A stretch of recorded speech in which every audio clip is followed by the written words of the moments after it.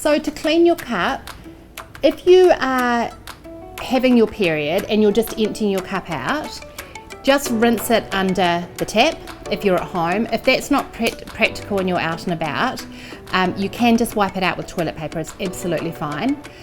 Some people choose to have 2 cups so that when they empty it, they sterilise that cup and put in a new sterilised cup. If you just want to have 1 cup, that's absolutely fine. You just need to sterilise it for the first time and at the end of each cycle. So the way that you sterilise it is by boiling it in water for at least 3 minutes, or if that's not acceptable for you or that's not practical, you can actually just use a sterilisation tablet, like a Milton tablet that you can get from the chemist or the supermarket. You just get a quarter of one of those tablets and pop it in a cup of water, put your menstrual cup in there and sterilise it 15 minutes, you're good to go.